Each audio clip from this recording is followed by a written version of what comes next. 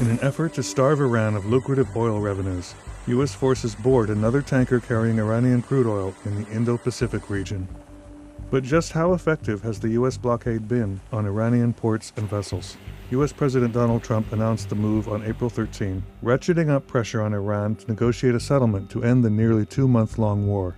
And the blockade has been a tremendous success. They said 2 days ago, we will open the strait. I said, no, we're not going to open the strait until we have a final deal. No, we want to open the strait. U.S. Marines rappelled onto this Iranian-flagged cargo ship that tried to evade the blockade. It's one of more than 30 Iran-linked vessels the U.S. military says it has turned around since the blockade was announced. Energy expert from Argus Media, Nadir Itayim, told RFE-RL that the flow of Iranian oil exports has plummeted to a literal trickle, suggesting the blockade has been a success. But according to maritime tracking groups Vortexa and Lloyd's List, dozens of ships carrying Iranian crude have still managed to bypass the blockade.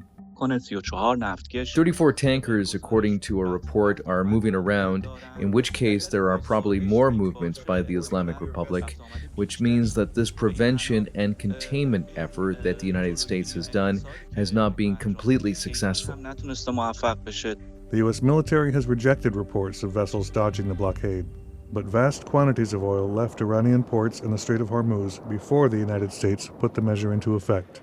With those vessels still at sea, it could take months before Iran feels the full economic impact. Iran has about 170 million barrels of floating oil storage in Asian waters, around Malaysia and China. It can continue to deliver oil to Chinese refineries for 3 to 4 months without loading oil. Iran, however, is more vulnerable when it comes to vital imports, especially food and medicine. This naval blockade has nothing to do with food or medicine, but it will have an indirect effect.